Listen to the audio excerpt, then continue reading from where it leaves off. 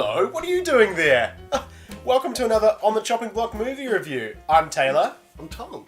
And what? Two What's T's. that? Two T's. What's that? You want us to do a review for Star Trek Beyond? Well, we've seen it, so we're quite happy to do a review for you. Shall we begin? And cue the Roll the music.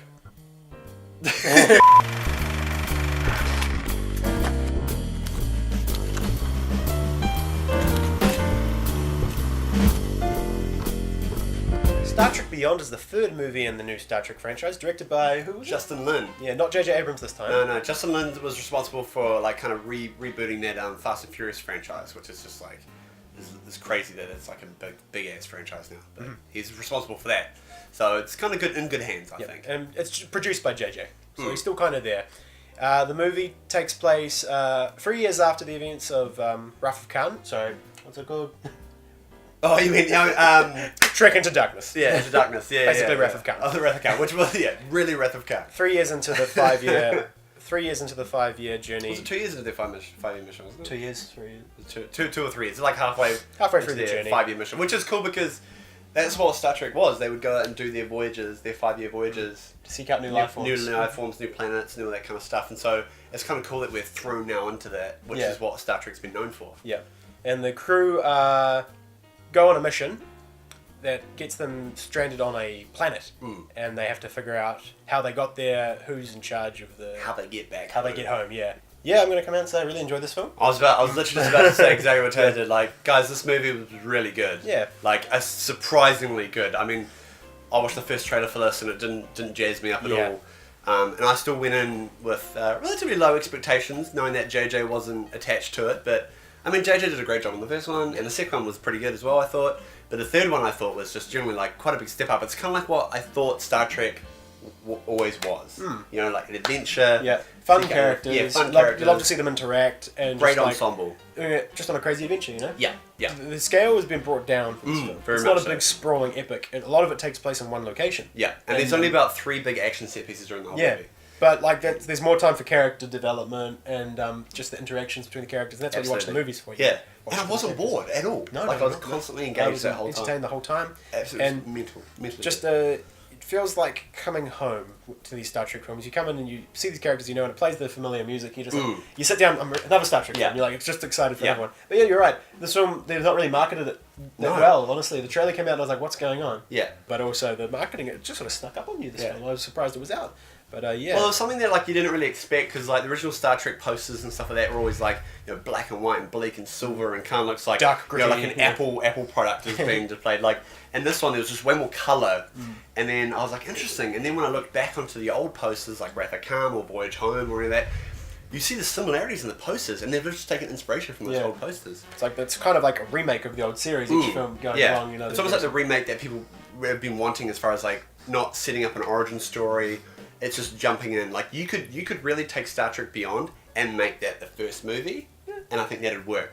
The reason, obviously, you got all these introducing all the characters in the original movies, but I think this works as even a standalone film, and it kind of plays down the fact that those other 2 films don't really exist. There's no other comments to anything that's happened. No, they're just the crew's there. They're just doing another journey. Yeah, another journey. Yeah. Another thing about this film that I really enjoyed was that it's still essentially Kirk's story, but it was more of an ensemble film. It was. Everyone in the crew got a chance in the spotlight. You know, everyone got some good screen time. Bones had lots of screen time. Bones and Spock, and they team up for a large portion. Chekhov and Kirk team up, which is really cool and really tragic considering the passing of Anton Yelchin. Yeah, such as. But it's good to see. I was happy to see he got a lot of screen time with Kirk, which was cool. And what a great movie to end on, you know. Like, definitely. Happy with that. And he brings a lot of life and character into Chekhov because like being a puppet, like it was cool to see him grow. One thing I really enjoyed about this film is like because like I said, it can stand alone almost like as the first movie. Is that you don't need this exposition of character development of like, hey, remember that mission 5 years ago, or like that thing you did was really like a lot of their character development is told just through the story narration on what they do. They don't need to tell them how they're feeling or what they've done in the past. Like everything is just expressed through the story and what they're going through and their moment and their emotions, and like it was just really subtly played, and they didn't bog down the movie or take time to break and be like, oh well, it falls back on like they just they just run the movie, and the movie just goes, and it's constantly pacing, and it's beautiful. Yeah. The thing I liked about these new Star Trek films, starting with the first one, is that they're all really accessible. You don't need to be a super nerd to enjoy them. No. You can just go into it and they're easy to watch. Yeah. It felt like this with this one. There are a few moments where, like, you've got crazy aliens speaking a different language, but it's not done to death. Yeah. It's just like... It's like a Star Wars fan could jump on Star Trek and be like, this is cool. Even though they'll probably be like, Star Wars better. But they won't. I mean, it is, but that's another discussion. A problem I had with this film... problems. I didn't like the bad guy. Okay, now I'll fight you on that, but go ahead. Didn't like the villain, played by Idris Elba, who, I will admit, there was an interesting twist with the character, but for the most part, he was just, I'm the bad guy and I don't like the good guys. Just generic bad guy we've had about 100 times. So You're done? You're done?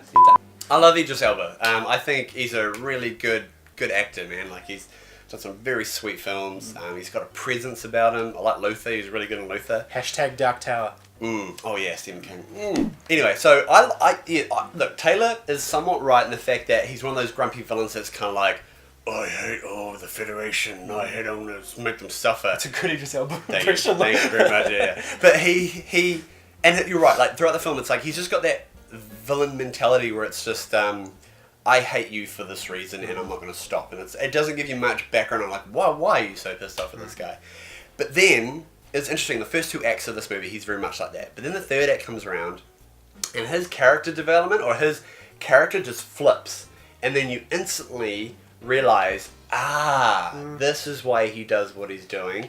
And this is weird, different, because I've never seen something almost like that where the villain is really, his motivations is now instantly revealed. Like, without originally at the start of the film being like, I'm going to do that because of this. Like, it's now, and therefore I related to him. I was like, I can see why you're doing that now. The script was written by Simon Pegg, who plays Scotty. So that's brilliant. Cool little bit of a big shot for him. It does, yeah. Script.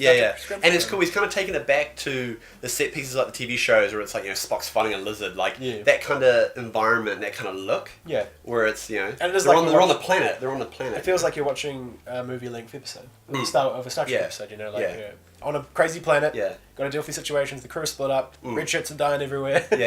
And Simon Pegg just injects that comedy into it as well, that kind of witty, smart British comedy, even though it's American and it works. There's a new female character introduced, which I really liked. I thought she was really cool, and she was quite memorable. Sophia Boulton, I think her name is. Yeah, she's from The Kingsman. She plays the girl with the razor blade legs. Oh, that's great. That's so great. I didn't realise it was her.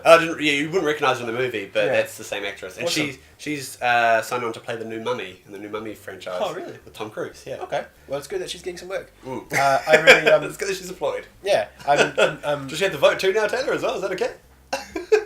Did that sound sexist? I didn't mean to sound sexist if it did, I'm sorry. The visual effects generally, like, in a Star Trek movie, like, I mean, you think of a Star Trek movie, you think space. There's space battles and lasers and photon beams and all that kind of stuff. But they brought it down and grounded it more, and that it was complemented well with the practical and special as well as the visual effects that they had, and it worked really, really well. Everything, like, the Enterprise looks amazing as always. And just even the new city, the outpost, the Federation outpost they have in space, looked really, really nice. Yeah. So, in conclusion, I enjoyed this film. I had no flaws really, just the bad guy. I will say now that maybe not all of the cast got enough screen time. I did think that Zulu and Uhura for a while... Yeah, right, yeah. Didn't get as much as the others, which was a bit sad, but I mean, still a lot more than they usually get, I guess.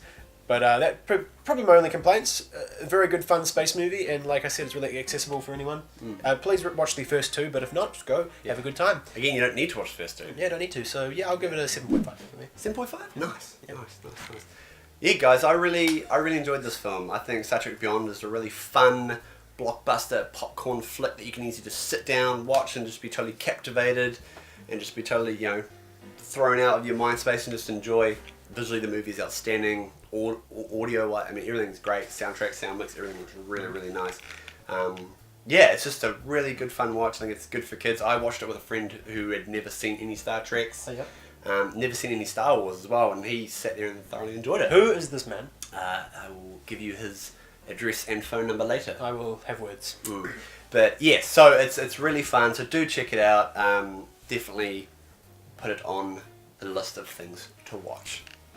Number? Oh god, that's right. I almost forgot about the score. Goodness gracious. I was too worked up in all the words I was saying. I'm going to give this film an 8 out of 10. Ooh, nice. Yes, I think it's fun. I think it's really good fun. And if you love adventure, sci-fi, action, that's, you know, oh man, it's good fun to watch. Cool. Definitely check it out. Awesome. Well, thank you guys for watching. Feel free to like and subscribe. Watch our other stuff if you feel like it. Certainly. And you were doing more reviews. We've got some top 5s coming up, and we've got plenty of skits to watch on our channel. So, yeah, live long and prosper, everybody. Oh my god, right? Can you do both hands at once? I can. Yeah. That's right. Yeah. R.I.P. Leonard Nimoy. Maple watched. That's going to do Stardate logs. Really?